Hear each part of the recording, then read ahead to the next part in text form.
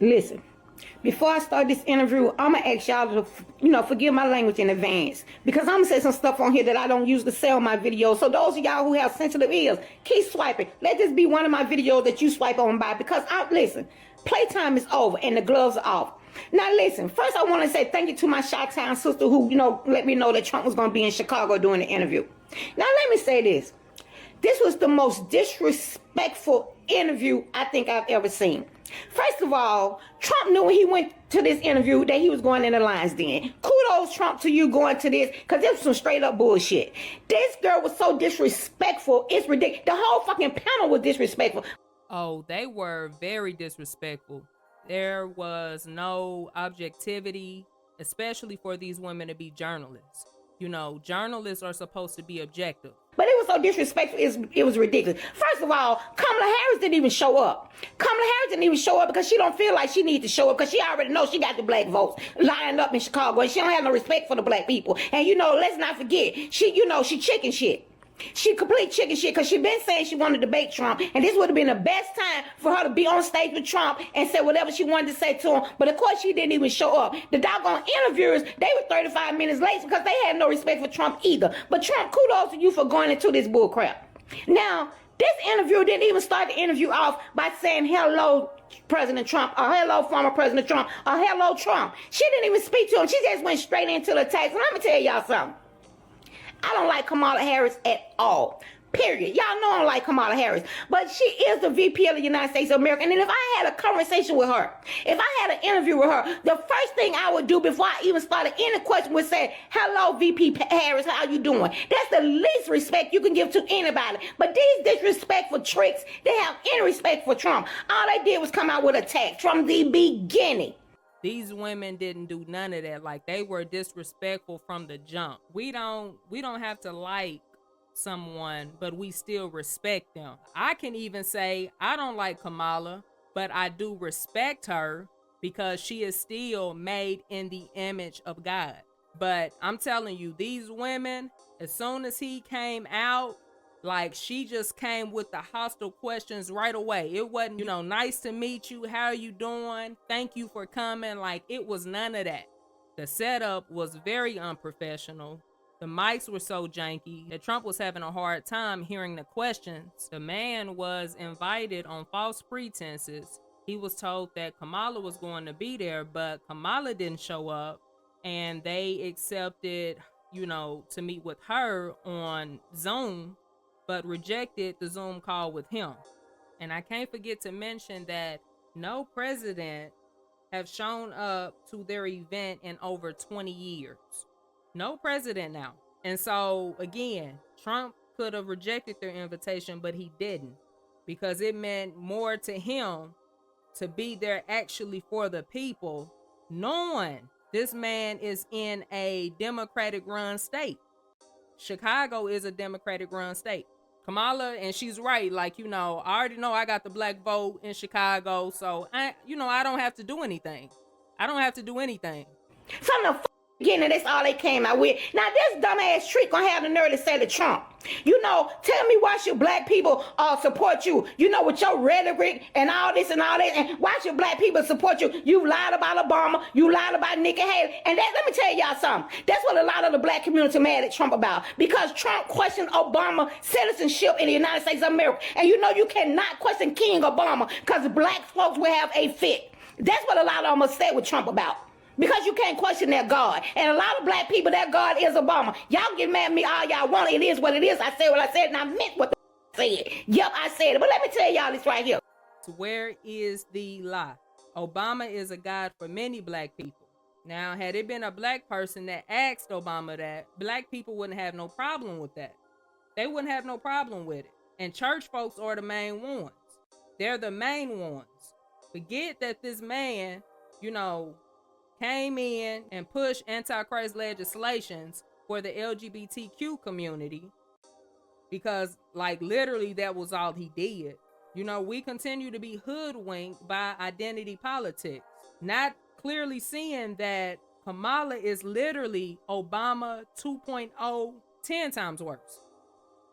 So she comes at Trump with all this old bull crap. So of course Trump said, well, I've done a lot of stuff for the black community. He said the same thing he always said. I've done more for the black community than anybody else for Abraham Lincoln. Then this dumb, supposed to be educated ass trick had the audacity to say with her brainwashed, brain dead, simple-minded ass. So you telling me you done more for the black community than Lyndon B. Johnson, who passed the Voting Rights Act?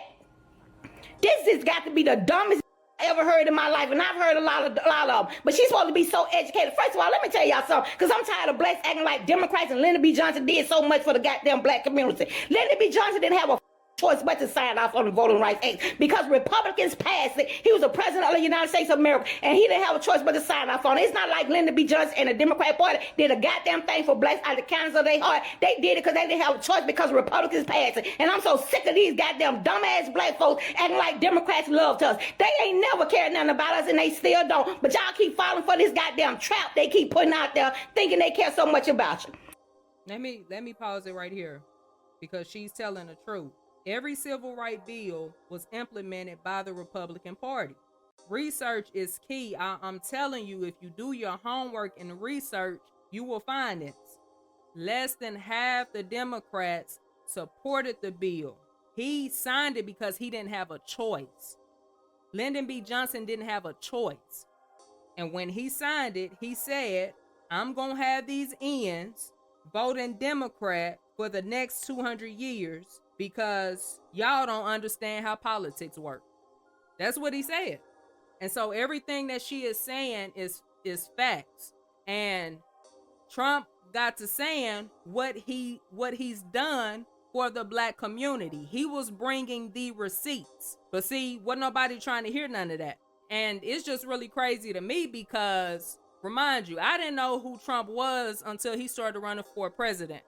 Now, I ain't been saved all my life. So I remember in the early 2000s, the music I used to listen to, rappers would talk about Donald Trump in their songs.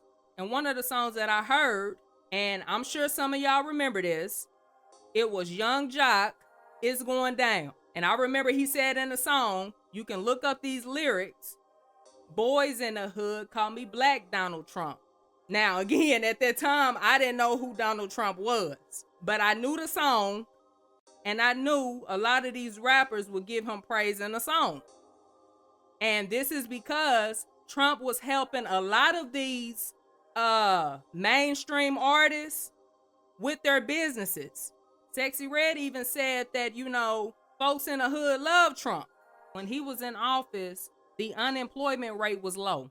How many people are unemployed now? And for black people specifically, he created opportunity zones. Can't forget to mention, black people had the lowest record of low unemployment. We haven't seen low unemployment in 50 years. How many people are unemployed now under Biden and Kamala? How many people? He's done much for the black community than people are talking about. And yep, I said what I said and I meant what I said. But then, she goes on to ask, so you call, Republicans and y'all said Kamala Harris is a DEI hire. Do you think she's a DEI hire? Yeah, she's a DEI hire.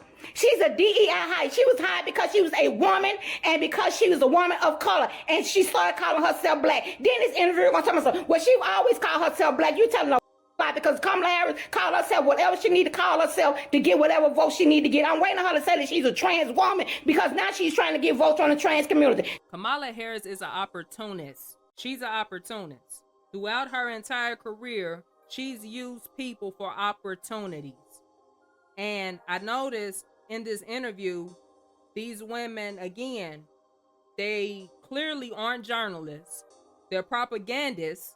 But she asked Trump, about Kamala being black, and if it was the reason she is on the ballot.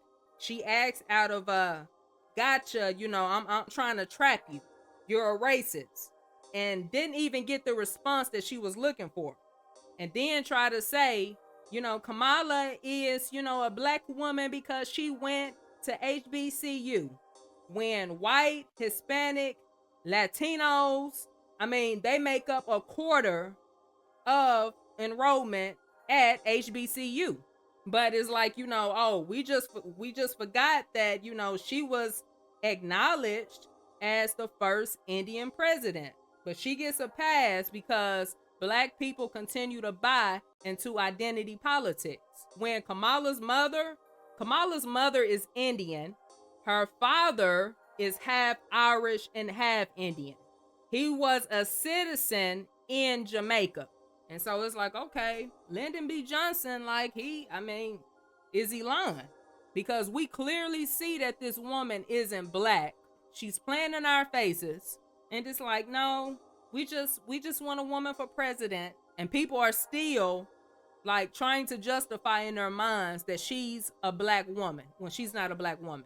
Kamala Harris has been an Indian woman when she was running up there in California. She became a black woman when she was running for VP and she needed the black vote. And like I said, I'm waiting on her to say she's a trans woman because now she's trying to get votes from the trans community. So don't sit up here and act like Kamala Harris don't switch with the wind because she kept. That was the worst interview ever. And Trump, I give kudos to you for even going into this bullshit because I wouldn't have went nowhere near it. I wouldn't have went nowhere near it, period. But let me tell y'all something.